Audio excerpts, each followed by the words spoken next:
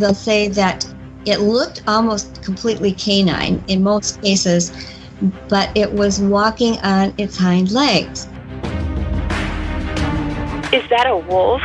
It looked like a dog's head. It almost looked like, if you forget about the head for a moment, it looked like a human standing there. It was just looking at me. I could see its mouth was open. I still can't believe I saw what I saw. So this thing steps out and it's in the middle of the road and I see it. Luckily I saw it in time because I thought I was going to hit it. So I turn my wheel, I swerve around it, and I almost flipped my entire car over. And my car is sitting literally horizontal in the middle of the highway. I was like, well, what the hell was that? Was that a coyote? I wasn't sure what it was. I look out my driver's side window and I see this thing looking right at my car on all fours. And I'm trying to get a better look at it. I'm like, what is that? I'm not sure what it was. I thought it was a coyote. But then this thing gets up on 2 feet and starts running towards my car. And I kind of shine that flashlight. I follow the ground because there's some blood. And I shine it up on the back of that semi. And there is something with its... I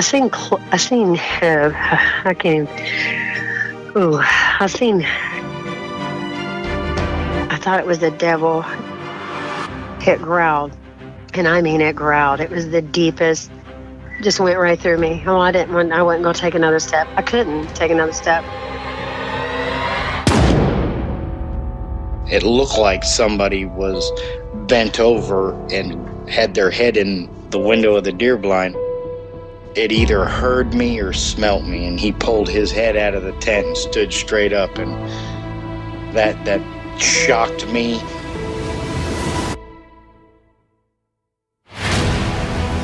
They don't make people that big.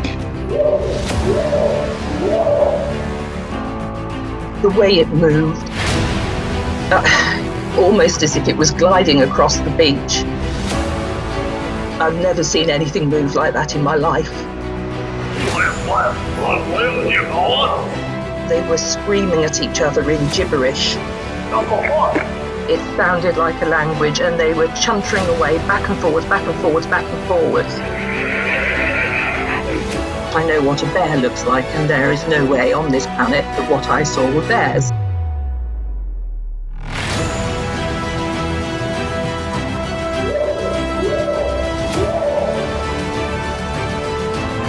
What are you reporting? Jesus Christ, you better... Sir? Yeah. Hello? Get somebody out here. What's going on now, sir? That son of a bitch is about 6'9", I don't know. Do you see him now, sir? Yes, I'm looking right at him. Hey,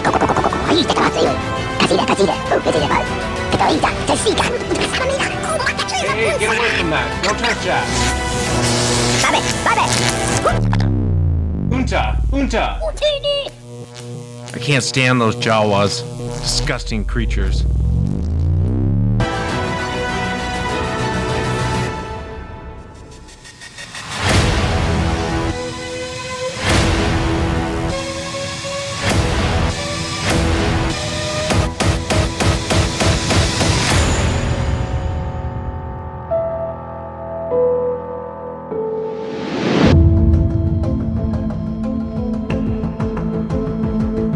Cynosyphilis, the dog-headed men. Most people have heard of werewolves and dogmen, but few know of an ancient race of dog-headed men better known as cynosyphilis. A cynosyphilis was essentially a man with the head of a dog. They could understand language, but had no ability to speak. Though they are sometimes depicted in artwork as being civilized and wearing clothes, they were, by all reports, savage beasts who lived to hunt and to kill. While this may sound like just another mythical creature, there are very good reasons to believe that the cynosyphili may have actually existed. These dog-headed men were described by famous explorers, such as Christopher Columbus and Marco Polo. Around 400 BC, a Greek physician wrote the following passage describing the tribes of the cynosyphilis. They speak no language but bark like dogs, and in this manner make themselves understood by each other. This strange entity was described by the Sumerians. It's been depicted that they are talking about werewolves, but when you read what the Sumerians wrote about, it is not werewolves they're talking about. The Egyptian culture also has a dog-headed man called Anubis. He was the god of the underworld. In every culture, there is a story about a half-man, half-dog. The Greeks talk about it. It happened in the past, and it's happening today.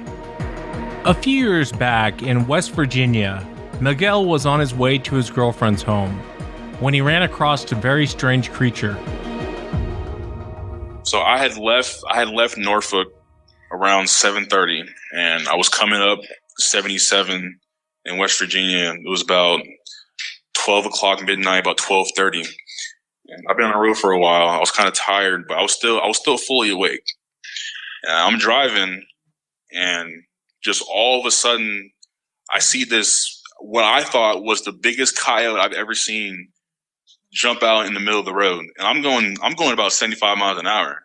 And it just stops right in the middle of the highway and just freezes. And luckily for me, there weren't many cars on that road. Like I'm telling you before, like with the Sasquatch, there's at nighttime and those times of year, there's no cars on that road. I mean, there are, but at 12:30 midnight, there's barely any cars. I'm not the only car on there.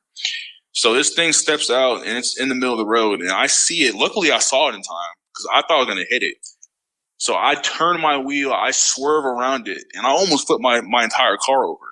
Like it was almost at that point of flipping over, and my tires are screeching. There's a little bit of smoke coming up from my tires, and my car is sitting literally horizontal in the middle of the highway. And at that point, I was like, well, what the hell was that? Was that a coyote? I wasn't sure what it was. I look out my driver's side window, and I see this thing looking right at my car on all fours. And I'm trying to get a better look at it. I'm like, what is that? I'm not sure what it was. I thought it was a coyote. But then this thing gets up on 2 feet and starts running towards my car. And at that point, I literally almost had a heart attack when it got up and started running. It was so fast. And I thought it was going to come straight through my glass and rip me out of the car. So I turned my wheel and I put my foot to the floor, and I get out of there as fast as I can. And when I'm trying to get back vertical and go to the right direction, this thing, I felt it hit the back of my car, like hit the bumper, maybe the license plate area, maybe not, probably the bumper or in that general area. I felt it bump my car. It wasn't like a really big bump because I had already got some speed under me before that happened. And I'm driving down the road. I looked in my rearview mirror, and this thing is keeping up with my car, and I'm almost going 65 miles an hour. And then I see it peel off to the side of the road. I guess I was trying to watch the road at the same time, and I just get out of there and I take off. I don't look back. One of many accounts that you'll hear of eyewitnesses running into this strange creature. It has the appearance of a canine, but yet has the ability to get up and walk on 2 legs. It's very aggressive and will come after you. Most eyewitnesses describe it as evil, something sinister. Its behavior and description sounds very much like the cynosyphilis. Miguel goes on to explain the size of the creature. My best guess would probably be, I mean, it wasn't like freakishly large, but I think my best guess would be maybe 7 to maybe almost 7.5, but probably not that tall, but definitely around 7 foot, I would put it at. I was fascinated by Miguel's account and really wanted to know what he had run into during that drive. What was this creature? So I asked Miguel, what is it you think you ran into? Honestly, Wes, I honestly have no idea what it is. I mean, just because we all think werewolves are just crap. That's just Hollywood stuff. But seeing this thing with the snout and the ears on it were so big, I couldn't even just fathom how how upright and perky its ears were, and then the way it was just running out of my car like a man. It honestly, it scared the hell out of me. You know, it felt so. I felt so much negative energy like after that, because I was having a great time driving. You know, I was listening to music. I was having a great drive, and then after that happened, like all my emotions just like went away. I just felt like just dead inside after that encounter happened. The head was a lot. I'm not gonna say a lot bigger than a dog, but it had a pretty good size on it. I mean, I thought it looked to me like a wolf, German Shepherd-ish head, but the ears on it were so like pointy and like really upright. What really bothered me about it was, I mean, when I saw it on all fours, it looked like a huge coyote to me. But then when it got up on two legs, like it looked like its head was like, looked like it had like a. This might sound weird to the audience, but it looked like it had like a hump on it, like a little hump. Like the head was like, because it looked very hunched over when it stood up and started running. Like I'm not saying like its waist was like leaning forward, but like just the way its head was placed on the top of its like body, it looked like it was like under a little hump or something like that. And it looked very awkward. It looked very, very sinister. It's usually described as a canine between 5.5 and 7 feet tall, normally around 6, is the average. They'll say it had long muzzle with fangs. On the top of the head, pointy ears, usually large-sized pointed ears. They'll say that it looked almost completely canine in most cases, but it was walking on its hind legs and running on its hind legs. And sometimes there'd be more than one of them doing this. In Wisconsin, there's a creature they called the Beast of Bray Road. And the first reported sighting was back in 1936. There was a huge rash of sightings from the 80s to the 90s. And an investigative journalist by the name of Linda Godfrey looked into these reports. Well, it wasn't exactly my dream vocation. I'd never actually really thought about them too much. I joined a newspaper in southeastern Wisconsin in the very late 80s, 90, 91, something like that, because I wanted to do editorial cartoons for them. And just out of happenstance, they asked me to become a reporter. And one of my very first assignments was to check out the rumors that people around Elkhorn, Wisconsin, which happened to be my hometown, were saying that they were seeing what looked to them. They'd say, if there was such a thing as a werewolf, this is what it would be like. It was standing on its hind legs, looked like a big German Shepherd or wolf, shaggy brown fur, big fangs, long muzzle, pointed ears. So I knew right away it was not anything normal, because you just don't see wolves and dogs running around in the wild on their hind legs. My dad was from northern Wisconsin, and I spent a lot of time up in the very heavily forested northern half of the state, trudging around pine bogs and things like that. And I had a pretty good feel for what was natural and what wasn't. But there were continuing reports, and I happened to be working with our county animal control officer, who had a manila file folder that he showed me. It was labeled werewolf.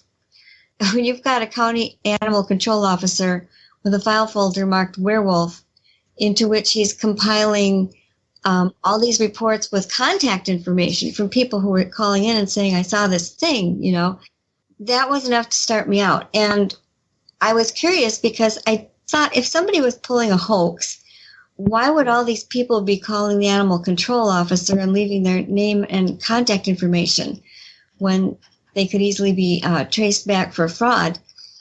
So I started looking into it. I went and interviewed them. They seemed like normal, if frightened, people. It wasn't just a couple of, rowdy teenagers. There were elderly people, farmers, blue collar, white collar, young people like seventh graders on a sledding operation. And most of them didn't know that other people were seeing this thing. So I wrote it up. It went national in about 2 weeks. the early Inside Edition was out here, and Sci-Fi's New in Search of, radio and TV shows everywhere, and it became nationally known. And I worked for that newspaper for 10 years, and at the end of the 10 years, I was continuing to get reports from people, because that started right away. People started calling me and writing me, and that was before the internet, by the way, and telling me they had seen things that looked like giant wolves, but also Bigfoot, and also giant birds, and other unidentifiable things.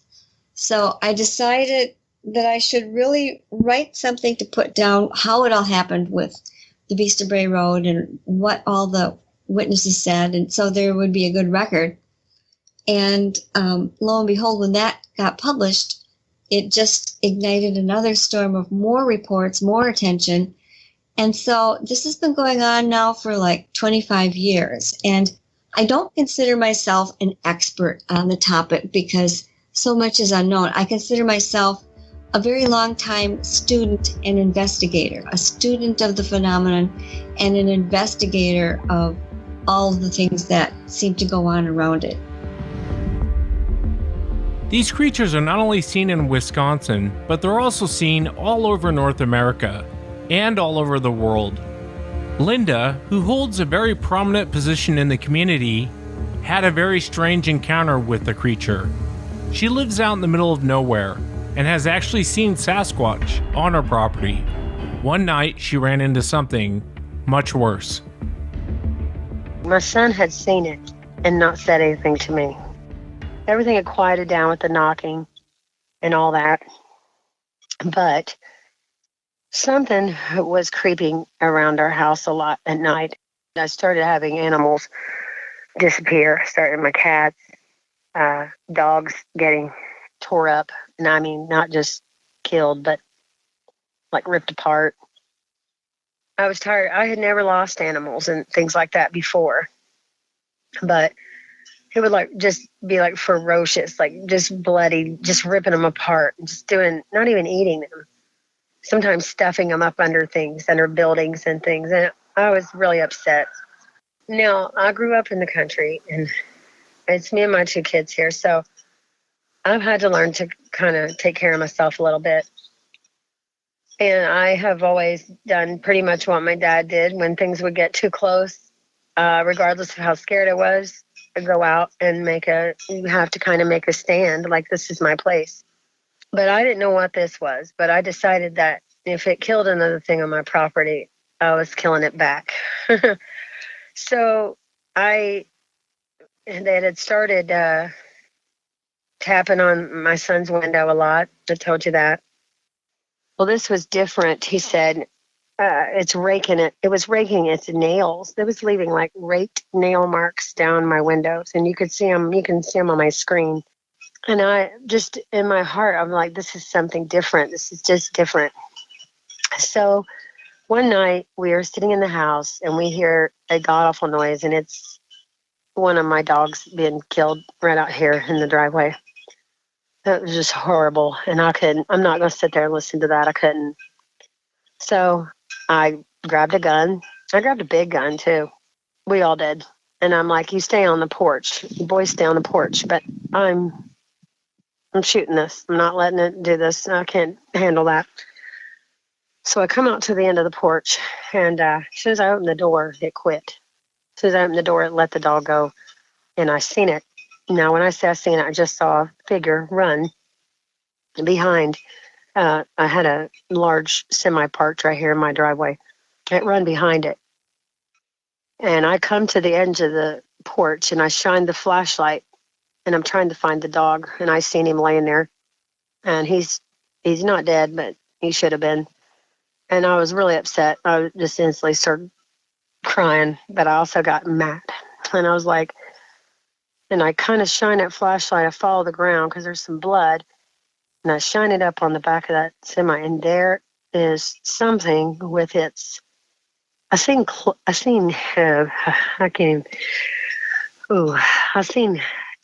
hands, like big claws, like on the side. Like it was on the back side of it looking around at me. And as I followed it up with that flashlight, I hit this face. It looked just like It looked like a demon. Like I thought it was a devil. I just felt like a devil. And I thought, that cannot be what I'm seeing. And I caught my gun. When I did, it growled. And I mean, it growled. It was the deepest, scariest freaking, oh God, just went right through me. Oh, I wasn't going to take another step. I couldn't take another step. I just froze. Just froze right there. And I had a gun. I had an AR at 308. I mean, I could have done something, but I just froze. I didn't know what that was, but all I can tell you is it looked just like a werewolf, just like you see off TV, as crazy as that sounds. And all I could think of was that was a devil. And I heard my son, he had creeped up behind me. I could have choked him, and he whispers in my ear, "That's a demon, Mom." And I'm like, "Get back in the house." And we all just backed up. And on my way, it sounds mean, but I grabbed that dog by the collar and drug him because I was so afraid to bend down. I didn't want to put my back to the thing and bend down and pick him up. So I just drug him by his collar up on the porch. And I had my son pick him up and carry him in the house. And then I backed back into the house. I didn't know what it was, and that was it. That was the most horrifying thing I've ever seen. I can't even really think about it because it has changed my life because I can't even come outside like at night or nothing anymore. I'm walking from my car to the house is just nightmarish. I walk around fully loaded all the time.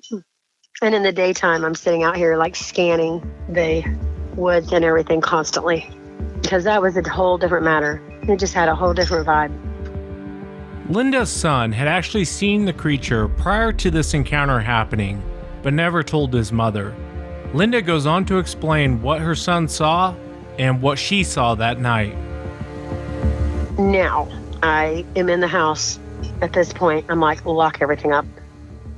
And my son, I said, "What in heaven's name is that?" And he said, "Mom, I saw that the other day at the edge of the corn." And I said, "You saw it?" And he goes, "Yeah." He goes, it's a werewolf, but I think it's really a demon. And I'm like, "That is not a demon. It's flesh and blood." And he's like, I said, "Why didn't you tell me you saw something like that?"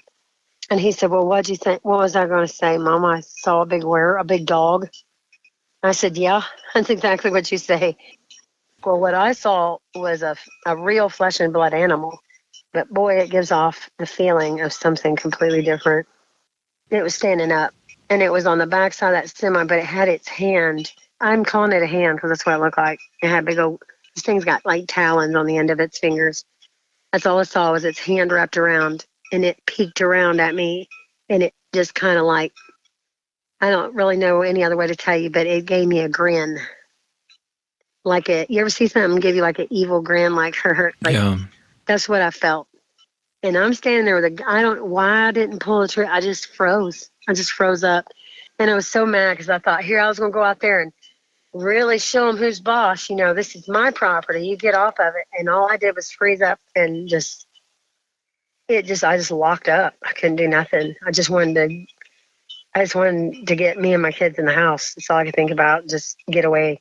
I don't want nothing to do with this. I don't know what this is, but it's awful confident in it. And I just don't want nothing to do with it.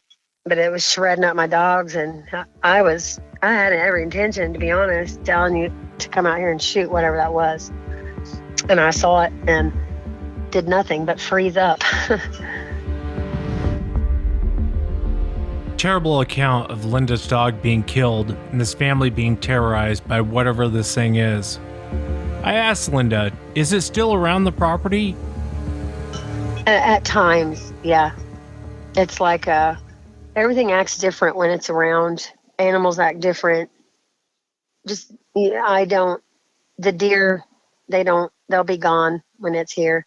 The deer are here now, so that lets me know it's not here.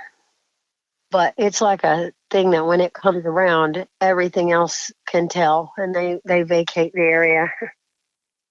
Like the deer won't come over. There'll be the year that it was here, which was last year, there was a whole things of corn and soybeans standing over here, and normally the deer are in there every night.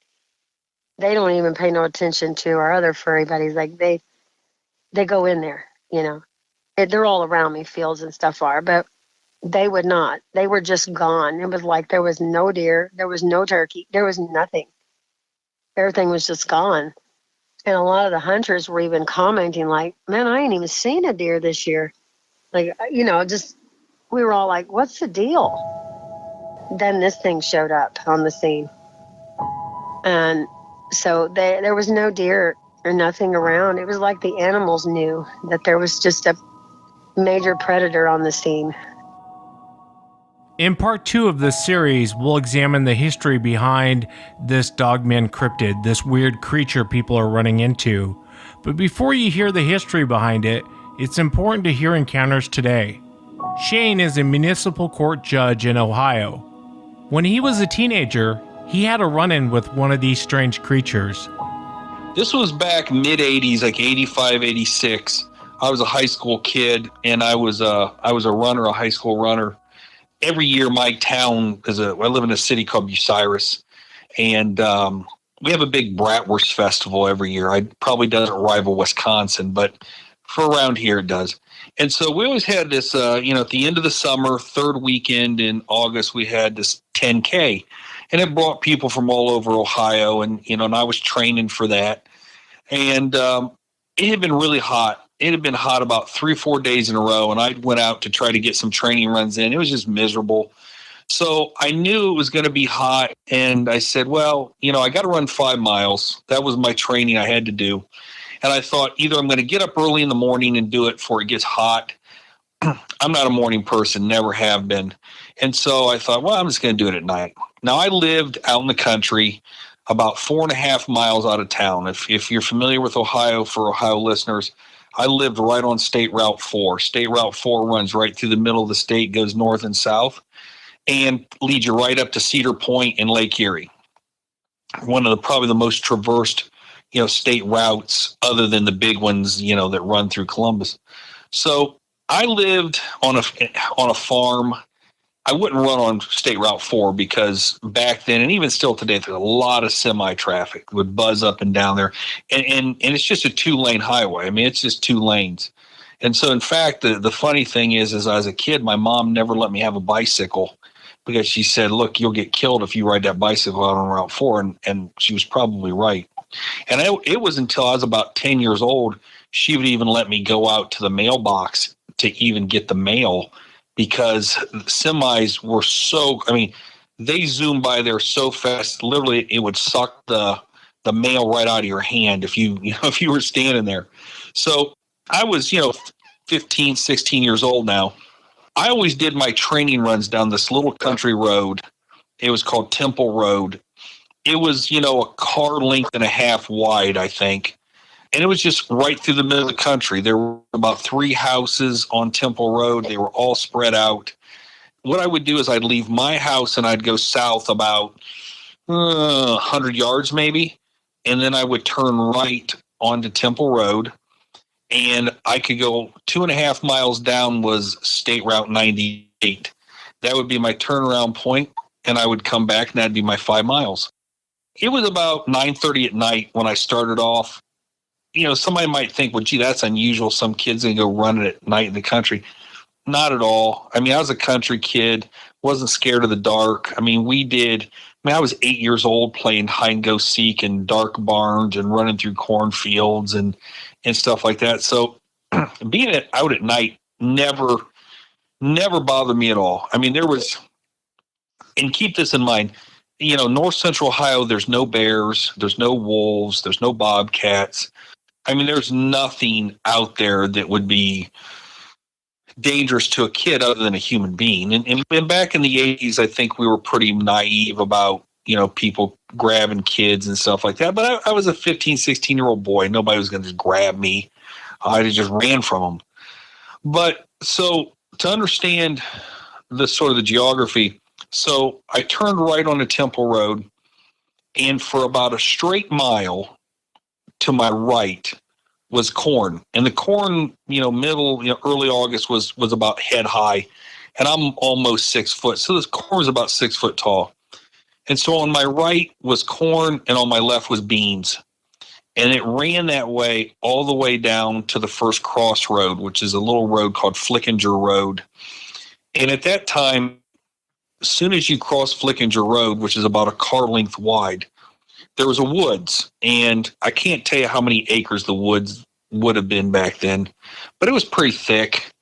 Past that, there was a house and, more cornfields, more bean fields. So on this particular evening, the moon was out, was not a full moon, but it was there was a lot of light. You could see there was a lot of visibility. And so I got down the State Route 98, and I made my turnaround. I was coming back, and I got back to where Flickinger Road was, which means I was about a mile away from being home. And for some reason, I call it my spider senses, but something just went off like an alarm in my body that told me something wasn't right. And I stopped, and I started looking at the woods because I just got this feeling that there was something in the woods. As I was standing there looking at the woods, I noticed that across from the woods, across that little side road, Flickinger, that there was something in the corn. Now, like I said, the corn was about head high, and it was moving. Like a lot of corn was moving. So I knew it wasn't a dog, okay? And my first gut instinct was there were deer in the corn because we have tons of deer. But it was weird. The way the corn moved, there was something that told me it wasn't a deer. And then I thought, well, maybe it's a person or two people. And I was like, I don't know. Who would be out here in the middle of nowhere, messing around? So I thought, I'm going to get the hell out of here. So I took off. I took off at a pretty brisk pace. And when I took off running, whatever was in the corn, it took off running with me. And it stayed in the corn about 3 to 4 rows in. And it kept perfect pace with me. It didn't fall behind me. It didn't get ahead of me. It was like pacing me. And that really freaked me out because, for one, the corn's really thick. And I thought, how could it see me? Like, how did it know what pace I was running? Because I couldn't see it. I could see the corn moving, but I couldn't see what it was. How did it know how fast I was running in order to keep pace with me? And that really freaked me out. And I realized then this was no person in the corn. No person could have ran. And I don't know, to my listeners out there who've ever tried to run around in a cornfield, no way are you running at night in a cornfield that fast. And then I realized, it can't be a deer because a deer would have ran away from me. A deer wouldn't have ran with me. It wouldn't have paced me. And so I got really scared and I stopped because I wanted to see what the hell this thing was. And when I stopped, whatever was in the corn stopped too. And when I say stopped, it came to a dead stop and was perfectly still. It wasn't like the corn was moving. Like, it isn't like it stopped running, but was still kind of muscling around in the corn or anything like that. The corn didn't move. It didn't move. And so I stood there staring, thinking something's going to happen here, and nothing did. And so I thought, she's out. I got to, this is creeping me out. And then I got scared. So I got this big adrenaline rush. And when I got the big adrenaline rush, I just took off as fast as I could.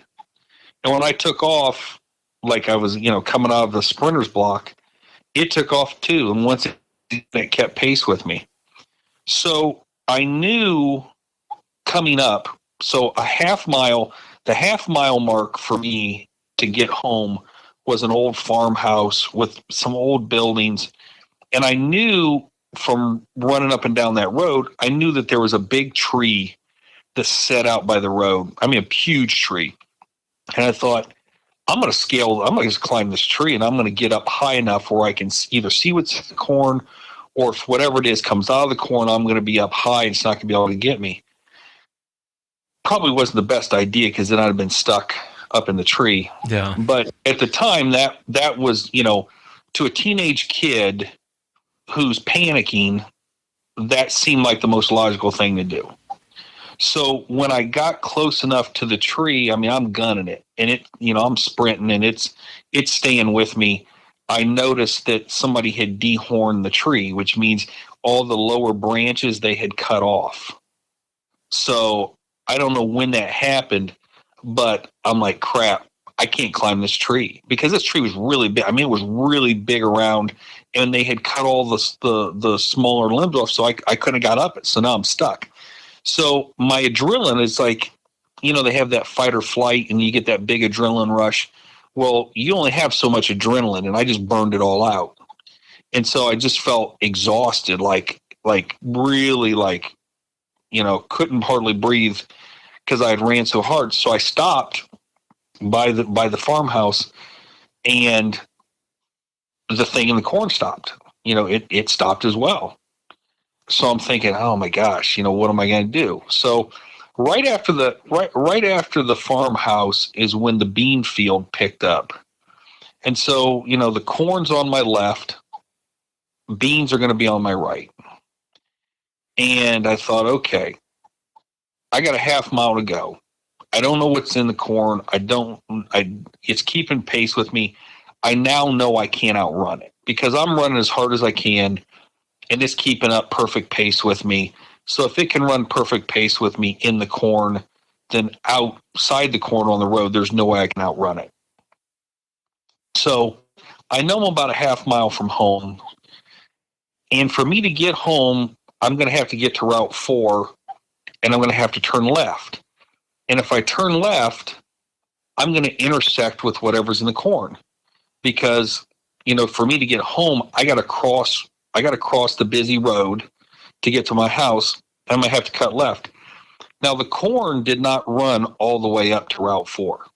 There was a ditch, and then there was probably 10 yards, maybe not that much, of just untillable ground, and it had weeds and wildflowers and stuff like that. So there was going to be about a 10-yard, 5-yard stretch of where this thing, if it came out of the corn, it was just going to run right into me. We'd run right into each other.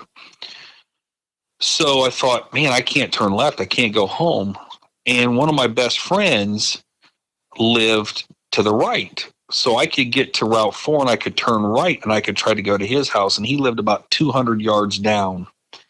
So part of me thought about trying to cut across the bean field, not even make it to Route 4, just cut diagonally across the bean field to try to get down to where his house was. Even though he was still across the road, I'd still have to cross the road. But then I realized, no, if you're familiar with beans, there's no way I could have cut across the beans because I wouldn't have been going with the rows. I'd have been cutting across them. And if this thing would have came out of the corn to get me, I couldn't have ran in the bean field at all. I'd have tripped and fell and it had me. And I thought, well, at least if I'm on asphalt, I could move, I could juke, I could twist, I could try to, it reminded me if you're playing, remember when you were a kid playing tag, and even though a kid was faster than you and they were chasing you, you could always kind of juke or angle and they would miss you. Yeah. I know that sounds kind of silly, but that was kind of my thought process in a panic moment, was at least if I'm out on the road, I could do this whole, playing tag thing where I'm twisting and jerking, trying to get out of the way. But in the bean field, I stuck. There's no way. So then I thought, okay, here's the plan. I got to get to Route 4 and I got to get right and sprint to my buddy's house.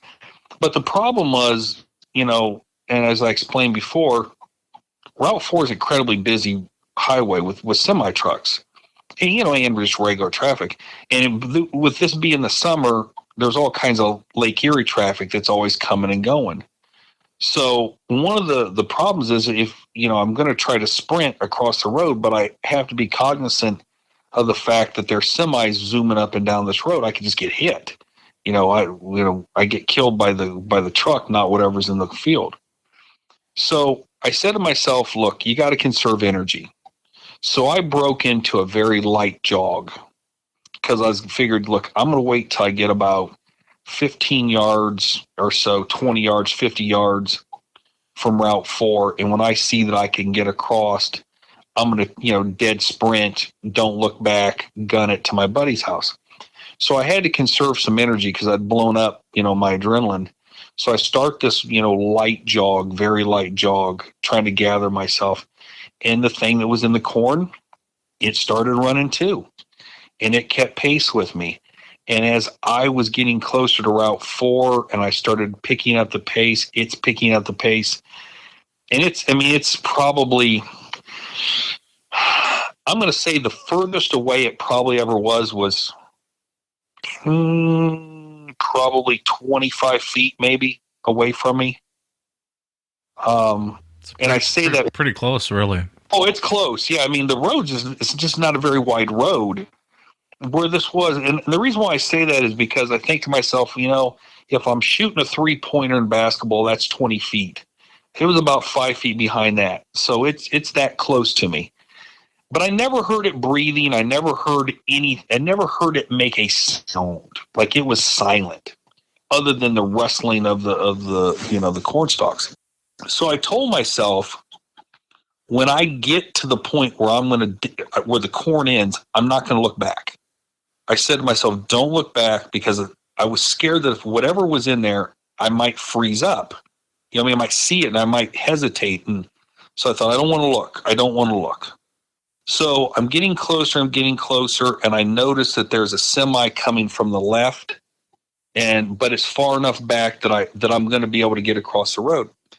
And so as I start to angle to the right and to hit, to try to hit top speed, I couldn't help myself and I looked back. And when I looked back, what I saw was this thing about 6 foot tall, because its head was about even with the top of the corn.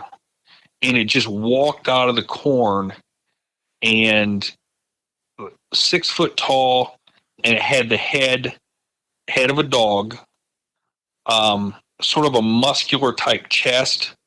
Its shoulders were rolled forward, like somebody who had really bad posture, Its shoulders were rolled forward, long arms, and I could not see its legs below the knees. I never saw its knees, so I can't tell you what its knee joints or anything like that looked like. And it turned its head and it looked at me.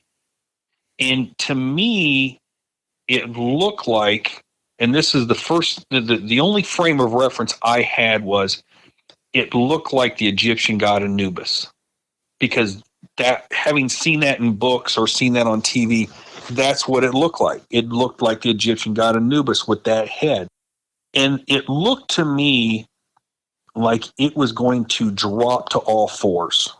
Like if it was going to chase me, it was going to drop to all fours. And the reason why I said it was because its posture, the way it had the rolled shoulders and bending forward, it was kind of like, and I don't know if anybody out there, a football reference, have you ever seen like a linebacker who's playing defense, how they're in an athletic stance and they're leaning forward on the balls of their feet and their shoulders are kind of forward? That's what it looked like to me, that it was going to drop to all fours. Whether it was or not, I don't know. And so I see that, and I get a good look at it. It was dark, like it had dark fur on it. And I bolt across the road, and I'm convinced that it's right behind me. I'm convinced that it's chasing me.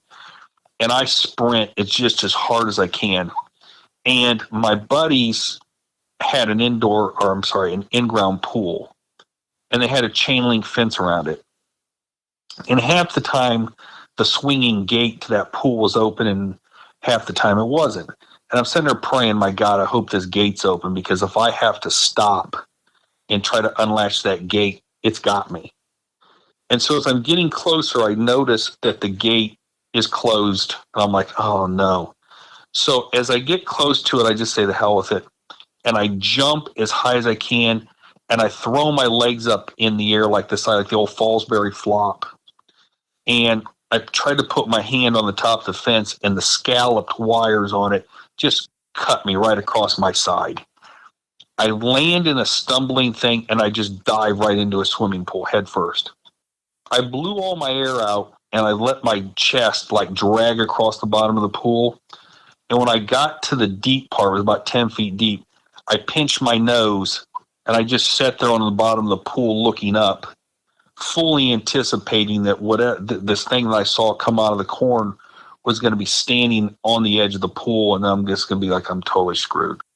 And I sat on the bottom of the pool what seemed like minutes, but I'm sure it was probably 30 seconds, if that. And gasping for air, I swim to the top, and it's nowhere around. I jump out of the pool. I rip open the sliding glass door on my buddy's patio, and his parents were home at the time. He had no idea I was coming. And this was back in the 80s, and he had one of them big, giant satellite dishes. You know, remember those things that just look enormous? And here he had dialed into the Playboy channel, and I scared the absolute hell out of him because he thought it was his parents coming in, and he yells, and he looks at me and said, "What the heck are you doing?" You know, and I kind of tell him what happened, and he was convinced that I saw a deer, or I saw a coyote, or I can't remember what all else he said. You know, he saw, and I'm like, "No, man, no, I did not. That's not what I saw. It's not what I saw. Whatever was in the corn, it wasn't a deer." And it scared. I mean, it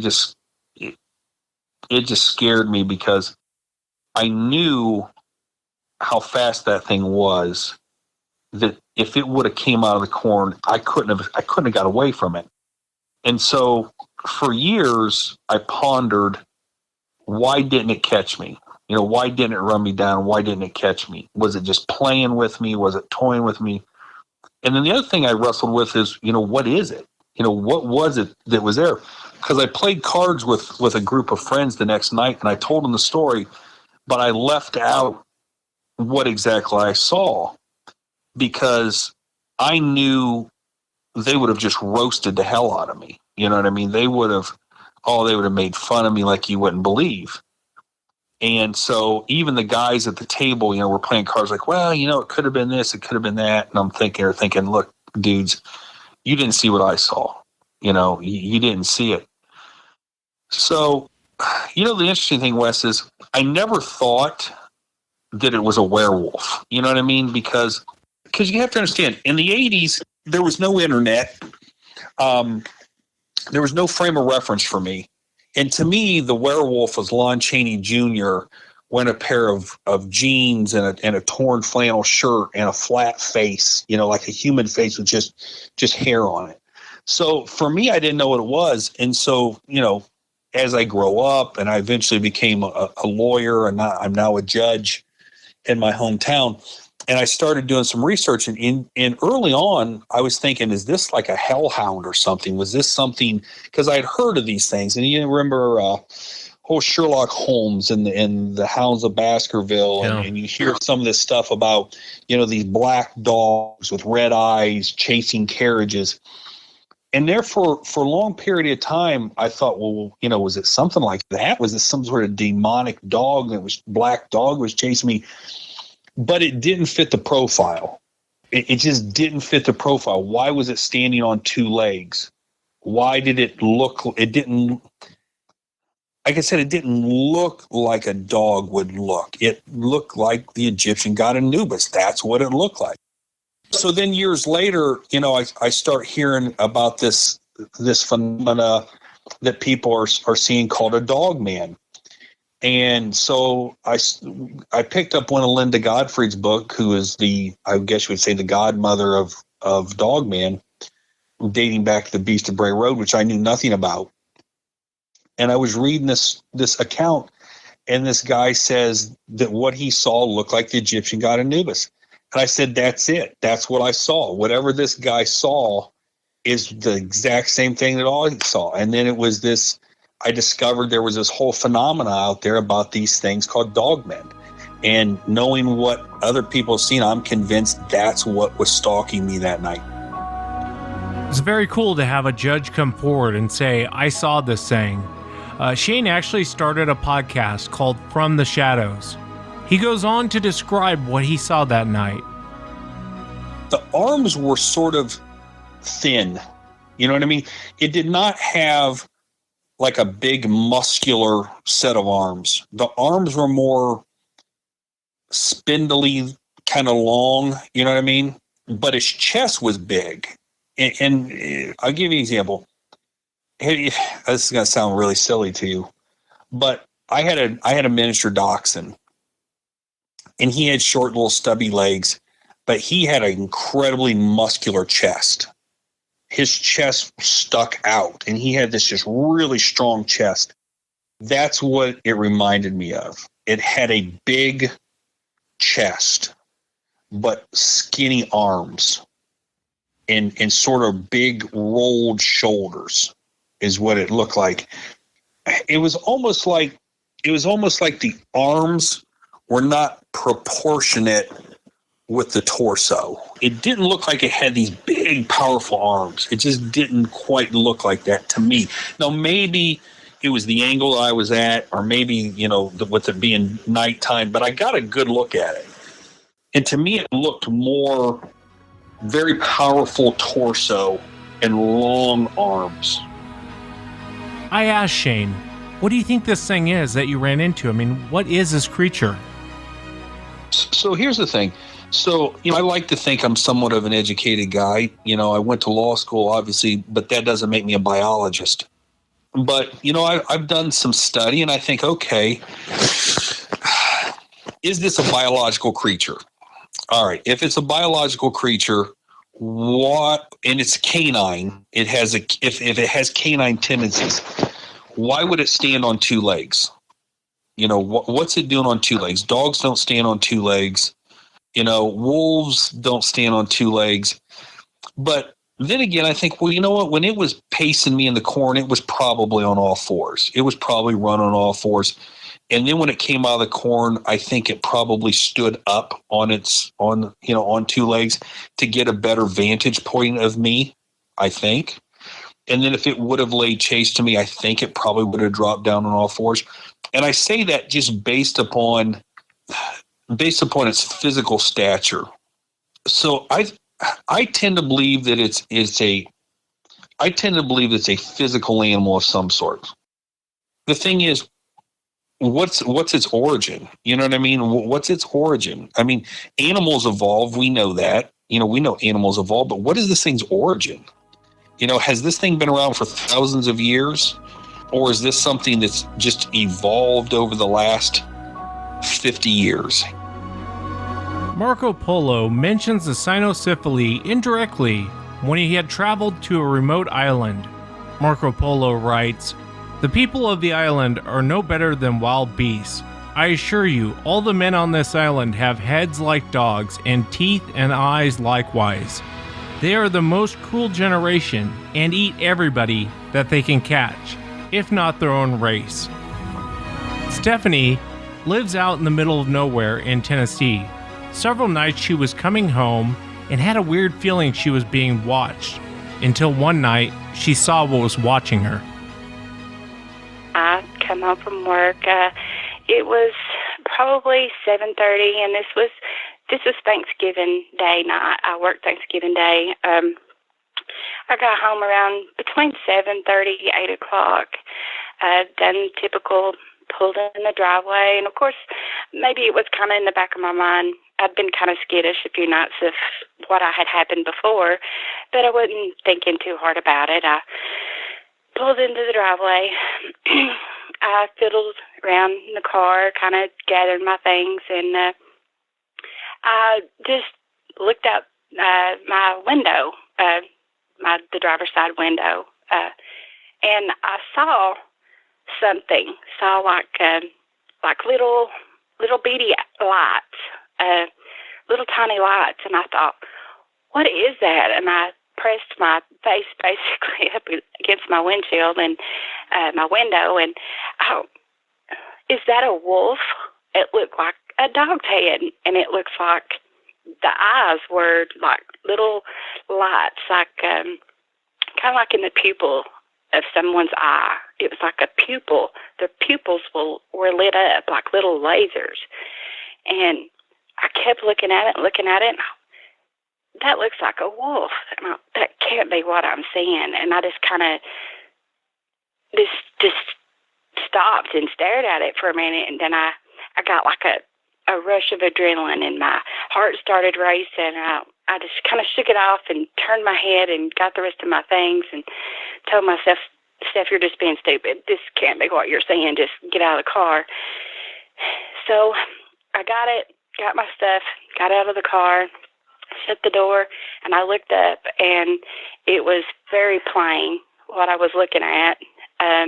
It looked a little different being out of the car than it did when I was in the car.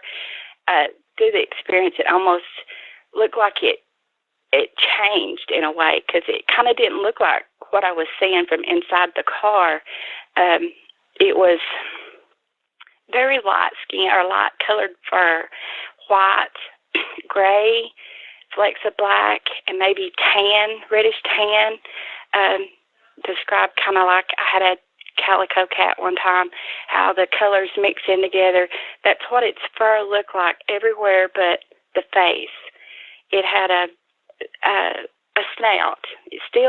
That part of it still looked like a dog or a wolf, but right around the snout and the eyes was a white, gray colored fur, and it went up past like its eyes, like to its forehead, and the fur was really, really short, and then it just all of a sudden turned into very long, wiry hair, fur.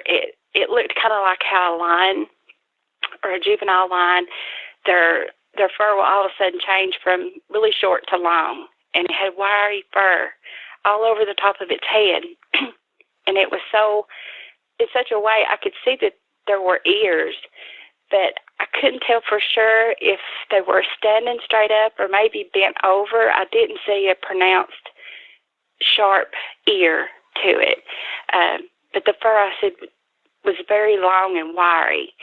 The face was it was wider, I guess you could say, than a wolf or a dog. The snout was more short. I just couldn't believe what I was seeing, that I wasn't seeing what I was seeing, that I told myself that there was something standing or something sitting on my dad's truck, because it was actually standing behind it. From the belly button, just above the belly button, a person up is all I could see. And I kept trying to relate to it, seeing what I was looking at. And I was scared, but I wasn't terrified. I was scared because I couldn't figure out what I was looking at. The fur come down maybe the sides of the neck a little bit. It looked like it went all the way over the back of its head, possibly down the back of its neck. And its neck was very long. There was quite a bit of a distance between the top of the shoulders and where the head started. The eyes were a lot larger than what I was seeing when I was sitting in my car. They were huge. I could see the flecks of the color in its eye around the pupil. It's like it was really large, wide bands of color around the pupil, and it went from like a yellow to a gold color, and they were like lit up. It wasn't just the pupil anymore. It was lit up in such a way it almost made the face light up. And we have a security light kind of in the distance. It was kind of a patchy light, so I wasn't catching all of it, but the face looked really lit up to me. I know we had a full moon that night, but I think it was cloudy. I don't know if that's what the other light was that I was seeing. It was just those eyes, and the color, the neck stuck out to me because it was so long. The shoulders, it almost looked like, if you forget about the head for a moment, it looked like a human standing there. Of course, I could tell there was really short fur on it because it was patchy light. It had kind of like how a professional basketball player is very fit, lean, kind of muscular, but not big protruding muscles. It was just like a block. There was the torso down that I could see. There was no like slant to the body going into the hips, like a lot of people say they see the Dogman, how it kind of V's in. I got the sense that it was just straight down, almost like if I'd have seen the lower half of its body, I felt like that it was human-like because of the way the chest and the arms looked, so much so that if I hadn't went back later to do a size comparison, I didn't realize how big what I was looking at was. The head looked very large, large in comparison with the neck. Looked skinny, but it was long. It was just looking at me. I could see its mouth was open, kind of like how a dog just naturally breathing with its mouth open. I could get a glimpse of teeth, and its snout were like whiskers, like on a dog or whatever it would be. There was like little black dots, like where you could see whiskers. And as I realized I was looking at something and not something matrixing that I was looking at, I started sidestepping to the front of my car, trying to keep my eyes on it. I got to a point to where I had to give it my back to get through the fence. I turned and it was still there. And I have a pit bull in the yard, and I was calling for her because I was just scared. You know, I guess I just wanted to know somebody else was with me, but I couldn't get her to come to me. And she always comes to me whenever I come in at night. She's jumping around the yard happy to see me, but she didn't come to me that night. It's about probably 70 feet from the fence to our front door, and I kept turning sideways, looking back to glance at it, and I saw it for a while, but when I finally got to our front porch and up to the door, I couldn't see it anymore. And my dog was in her dog house, and she was awake. She saw me, and I talked to her, tried to get her to come out. She wouldn't move out of her dog box. She didn't want nothing to do with coming out of her dog box. I went in the house, kind of in disbelief. I still can't believe I saw what I saw. It's very confusing to me. I keep trying to think of other things that it could have been, but I just come on in, and shortly I went to bed. I didn't tell anybody about it. The next day, or might have been 2 days later, that I finally told my husband about it, and he kind of fussed at me for not waking him up and letting him know what was going on that night, but I couldn't believe I saw myself, and I got him to go back with me, and we did a size comparison, and it had to be about 7.5 feet tall, and the width of it was at least double his width. It was that wide. It was very big, whatever it was that I saw. The day after I saw it, I went out that next morning to go to work, and I was thinking, okay, I'm going to see something sitting on top of my dad's truck, and that's going to explain it. But I was even more scared then because there was nothing there. There wasn't nothing on my dad's truck. There wasn't anything behind it, around it, and nothing explained what I saw. The body-wise of it, hearing descriptions of Sasquatch, that body would match a Sasquatch maybe. I mean, there wasn't major muscle definition, but I could see the muscles, but it wasn't huge muscles, and it was just like a straight down. The main body was just straight, blocky. The arms, I could see the arms. I could see the space between the body and the arms. But the head, like I said, when I first saw it, I thought, wow, is that a dog man? You know, or is that a wolf? And when I got out of the car, it's almost like there's three animals in that.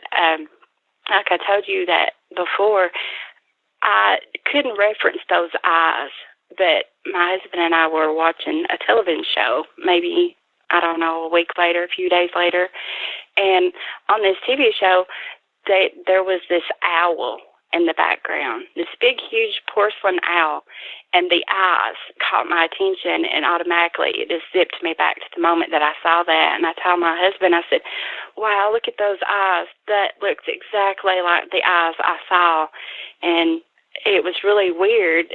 It's like the head of a lion, but a dog as well, and the eyes of an owl.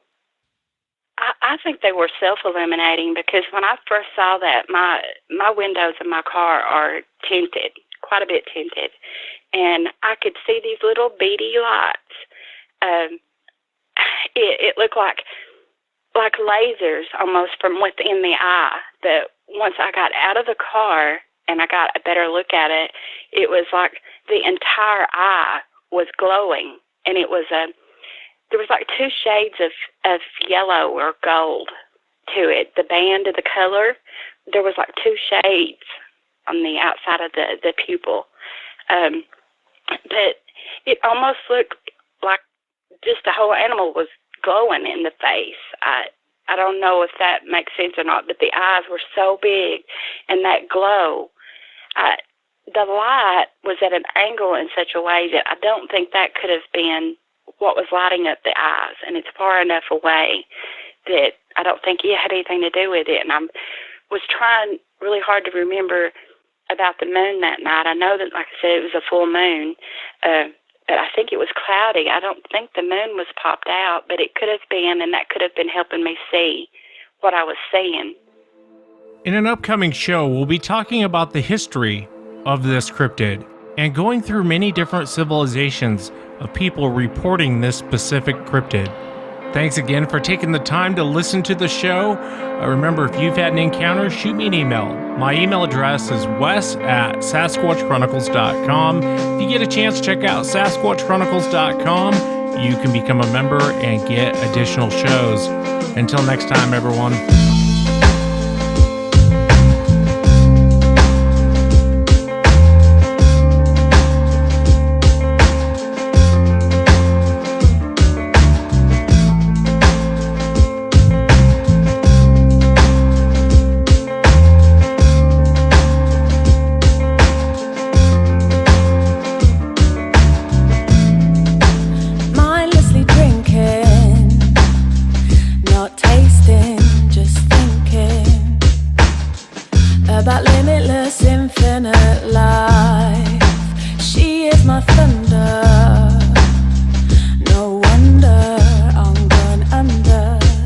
Intoxicating danger I like.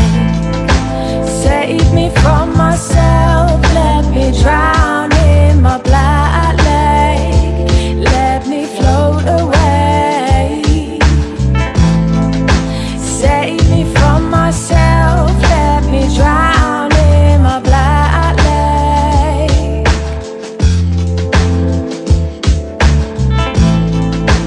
Beauty is a black lake, let me sail away.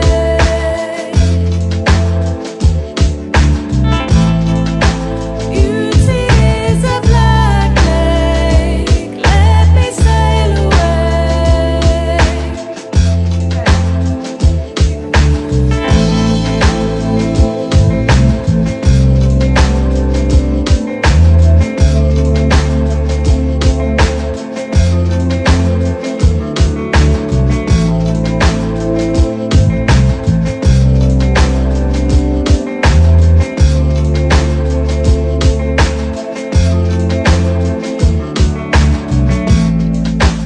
Darkness approaching, deep water keeps flowing.